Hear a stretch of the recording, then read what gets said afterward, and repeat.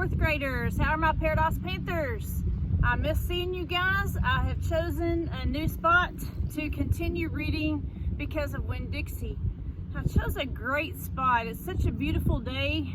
I came out here. I've got some beautiful big cottonwood trees, and I love the way the leaves sound when the wind's blowing. It's just a beautiful day. It's a great day to pick up a book and read outside. So anyway, I'd like to get back to our story because of Winn-Dixie, and I'll back up a little bit from where we left off on Friday. Let me go back just a little bit. We're on page 120 and we're in chapter 18. I said, I'm going to read it out loud to you. It's called Gone with the Wind. Miss Franny says it's a great book. It's about the Civil War. Do you know about the Civil War? I've heard it mentioned a time or two, said Gloria, nodding her head and sucking on her litmus lozenge. It's going to take us a long time to read this book, I told her. There are 1,037 pages. Woo-wee, said Gloria. She leaned back in her chair and crossed her hands on her stomach. We best get started then. And so I read the first chapter of Gone with the Wind out loud to Gloria Dump. I read it loud enough to keep her ghost away, and Gloria listened to it good. And when I was done, she said it was the best surprise she had ever had, and she couldn't wait to hear chapter 2. That night, I gave the preacher his litmus lozenge right before he kissed me goodnight. What's this? He said. It's some candy Miss Franny's great-grandfather invented. It's called a litmus lozenge. The preacher unwrapped it and put it in his mouth, and after a minute, he started rubbing his nose and nodding his head. Do you like it? I asked him.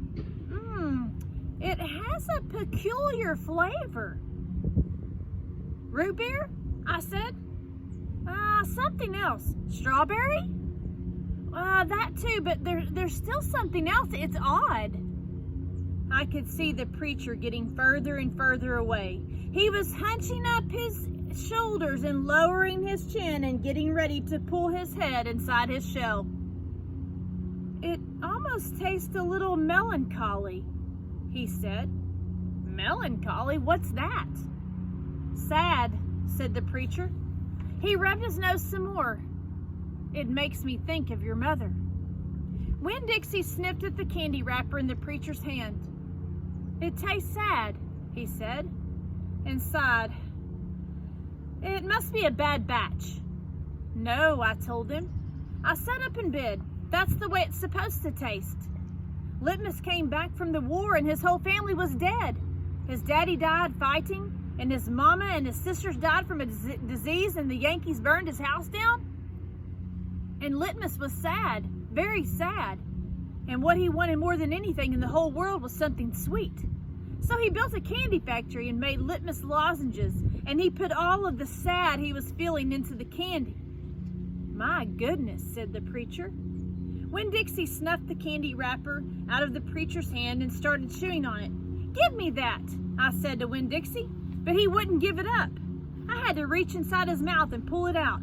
You can't eat candy wrappers, I told him. The preacher cleared his throat. I thought he was going to say something important, maybe tell me another thing that he remembered about my mama. But what he said was, Opal, I had a talk with Mrs. Dewberry the other day. She said that Stevie says that you called him a bald-headed baby. It's true, I said, I did. But he calls Gloria Dump a witch all the time, and he calls Otis retarded. And once he even said that his mama said I shouldn't spend all my time with old ladies. That's what he said. Well, I think you should apologize, said the preacher. Me? I said. Yes, he said, you.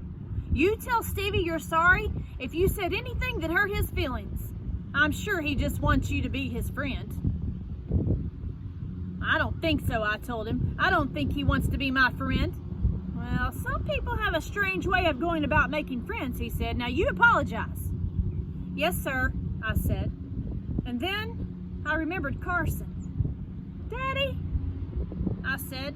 Do you know anything about Amanda Wilkinson? Well, what kind of thing? Do you know something about her and somebody named Carson? Well, Carson was her brother. He drowned last year. He's dead? Yes, said the preacher. His family is still suffering a great deal. Well, how old was he? 5, said the preacher. He was only 5 years old. Daddy, I said, how could you not tell me about something like that?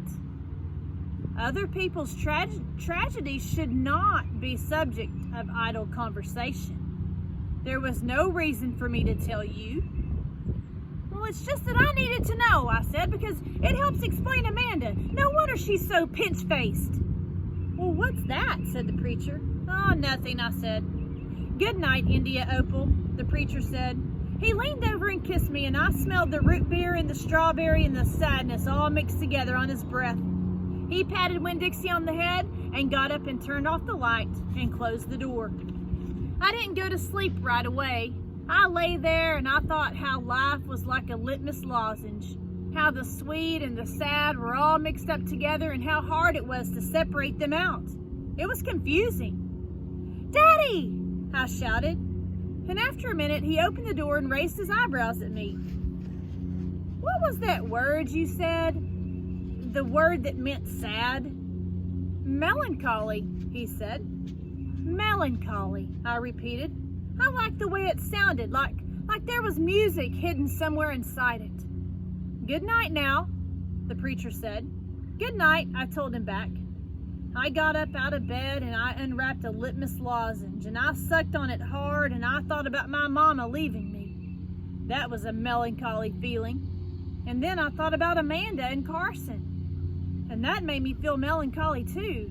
Poor Amanda and poor Carson. He was the same age as Sweetie Pie. But he would never get to have his 6th birthday party. Chapter 19. In the morning, me and Winn-Dixie went down to sweep the pet store, and I took a litmus lozenge for Otis. Is it Halloween? Otis asked when I handed him the candy. No, I said, why? Well, you're giving me candy. It's just a gift, I told him, for today. Oh, said Otis. He unwrapped the litmus lozenge and put it in his mouth, and after a minute, tears started rolling down his face. Thank you, he said. Well, do you like it? I asked him. He nodded his head. It tastes good, but it also tastes a little bit like being in jail. Gertrude squawked. She picked up the litmus lozenge wrapper in her beak and then dropped it and looked around. Gertrude! She screamed again. You can't have any, I told her. It's not for birds. Then, real quick, before I lost my nerve, I said, Otis, what were you in jail for? Are you a murderer? No, ma'am, he said. Are you a burglar? No, ma'am, Otis said again. He sucked on his candy and stared down at his pointy-toed boots. Well, you don't have to tell me, I said. I was just wondering. I ain't a dangerous man, Otis said. If that's what you're thinking. I'm lonely, but I ain't dangerous. Okay, I said. And I went into the back room to get my broom. When I came back out, Otis was standing where I left him, still staring down at his feet. It was on account of the music, he said. What was? I asked. Why I went to jail. It was on account of the music. Well, what happened? I wouldn't stop playing my guitar. Used to be I played it on the street and sometimes people would give me money. I didn't do it for the money. I did it because the music is better if someone is listening to it. Anyway, the police came, and they told me to stop it. They said how I was breaking the law, and the whole time they were talking to me, I went right on playing my music. And that made them mad. They tried to put handcuffs on me. He sighed. I didn't like that. I wouldn't have been able to play my guitar with them things on. Well, and then what happened? I asked him. I hit them, he whispered. You hit the police? Uh-huh. One of them. I knocked him out. And then I went to jail. And they locked me up and wouldn't let me have my guitar. And when they finally let me out, They made me promise I would never play my guitar on the street again. He looked up at me real quick and then back down at his boots. And I don't. I only play it in here for the animals. Gertrude, the human Gertrude, she owns this shop. And she gave me this job when she read about me in the paper, and she said it's all right for me to play music for the animals. You play your music for me and Winn-Dixie and Sweetie Pie, I said. Yeah, he agreed, but you ain't on the street. Well, thank you for telling me about it, Otis, I said. It's all right, he said, I don't mind. Sweetie Pie came in and I gave her a litmus lozenge and she spit it right out. She said that it tasted bad. She said that it tasted like not having a dog. I swept the floor real slow that day. I wanted to keep Otis company. I didn't want him to be lonely. Sometimes it seemed like everybody in the world was lonely. I thought about my mama. Thinking about her was the same as the hole you keep on filling with your tongue after you lose a tooth. Time after time, my mind kept going to that empty spot, the spot where I felt like she should be. All right, guys, that ends chapter 19. Tomorrow, Tuesday, we'll start chapter 20. And it looks like that I won't be able to see you guys until the earliest, I guess around maybe April 13th. So they're continuing the distance learning. So as you're working on your packets or anything online, please don't hesitate to call me or email me if you have any questions. I hope that you guys are all doing well, and I hope that I get to see you guys soon. Talk to you later. Have a great week.